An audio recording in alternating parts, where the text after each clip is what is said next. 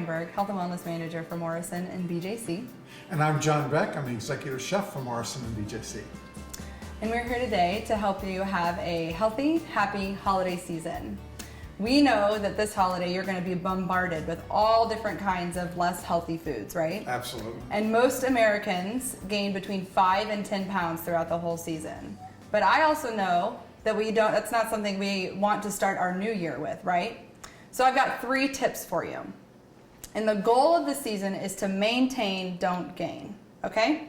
So the first tip, excuse me, I love it, is to make sure you rid your house of all of those holiday desserts that hang out in your house and tempt you late at night. We've got plenty of opportunity to eat holiday desserts, so get all that junk and holiday desserts out of your house during the season. Make sure that all those in-between times that are the most healthy foods you could possibly eat. So if you know you're going to have a holiday dinner or luncheon, you make sure that your breakfast and lunch are the most healthy that they can be. Great point. And the third thing is always bring the healthy food to the party. That way you always know there's something that isn't as calorie laden for you to eat. So Chef, how can we do that? Oh wow, we are going to start today with one of my favorite grains, quinoa.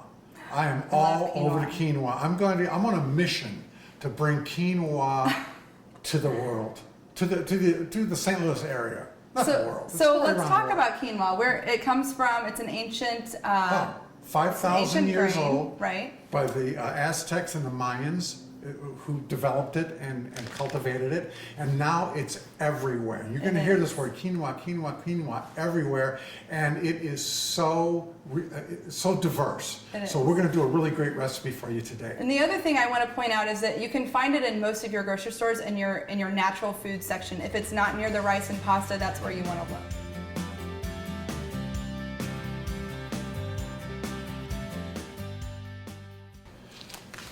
And here's our quinoa. What we're going to be doing today is we're going to be making a side dish to bring to your holiday parties. A very, very healthy, tasty, amazing side dish with this very unique grain, quinoa. The first thing I'm going to do is to make this salad. This is very, very simple. Instead of using a chicken broth or a beef broth or water, I've decided to use apple cider. So I'm going to take the apple cider, I'm going to take a cup and a half of apple cider, and put it in my little pan here.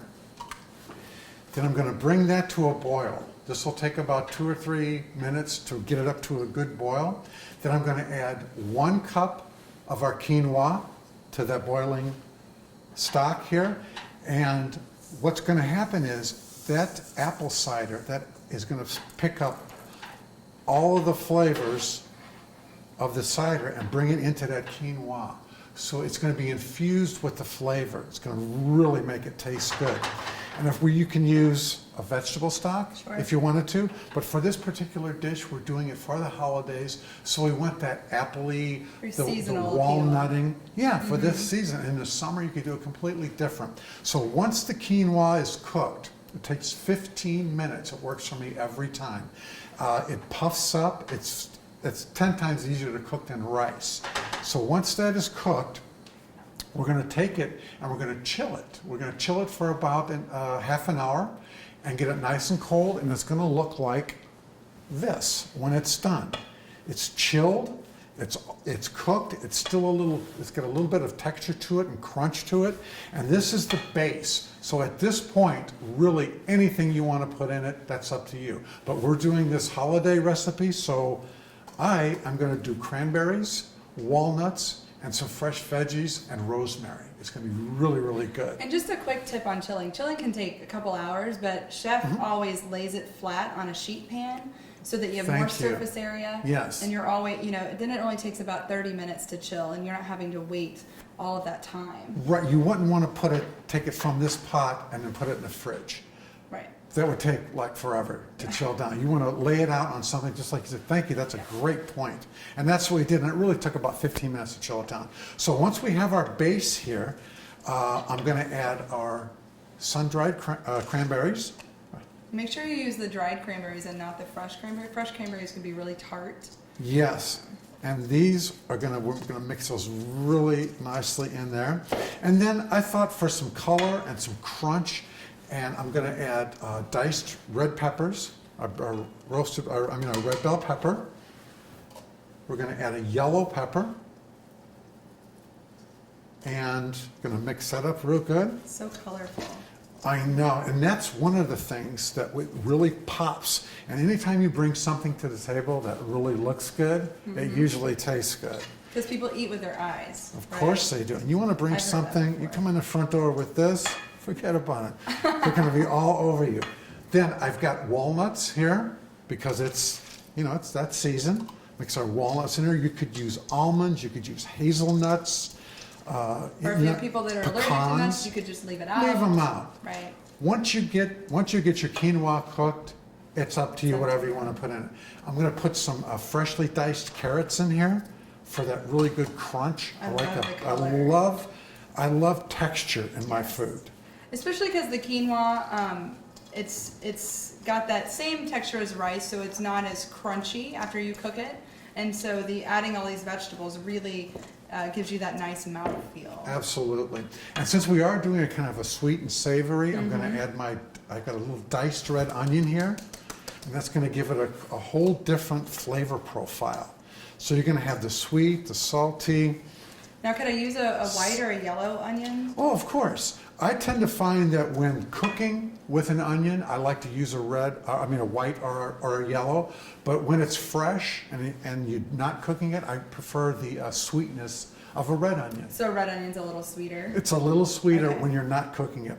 Then I have my fresh rosemary. I've got about a tablespoon of that in there. And you could use sage at this time of the year. Sage would be perfect. Would be very good. But rosemary is just such a really... it just smells smells like the holidays. It does. And then I'm going to add a little bit. I've got about a tablespoon and a half of lime juice, and it's going to cut through the other flavors to give it a little bit of crispness and a little bit of citrusy flavor. Now, this is going to be really cool. I want to show you. I just love this tool. This is called a microplane. And what it does, it's really going to give us a finely shaved orange zest. You can use a box grater if you don't have one of these, but these are so cool and they are everywhere today. Every big box, they're in the grocery stores. But it just works so well. And what I'm going to do is just run my orange right across there. And again, you can see how that peeling is coming off. Now, one thing you want to remember is not go too deep. You want to stay right on top of this orange because that's where all of our essential oils are. And right under the skin, you can see that white part that is a little bit bitter. And we really don't want to use that. So we want to stop right at the very top, and that's what it looks like right there. Can you smell that? Oh, yeah. Oh my gosh. Orange and rosemary? That is fantastic. So I'm just going to add this right into this. Now, what would you do with the leftover orange? Could you squeeze the juice into the... yeah. That's a great idea. Add a little bit of extra juice to complement the lime. Add a little bit more sweet flavor since you've got a lot of the savory vegetables in there. That is a wonderful idea. So once that's all mixed in, it is ready to eat. Okay? We're going to plate this up right here. And I really like that you said it's up to you after the quinoa's cooked. It's all up to you because I think a lot of people get nervous that they don't have a certain ingredient in a recipe or they don't know how to chop a certain vegetable. So I say use whatever vegetables you have in your house and bring it to the party. Whatever you like. That's right. It's up to you. So we're just going to garnish this with a few sprigs of fresh rosemary right in here. Okay? You bring that in, and wow, what do you think? Beautiful. Not too shabby. I think you're really going to enjoy this dish. So until next time, remember, eat fresh. Be happy. Thanks. We'll see you again.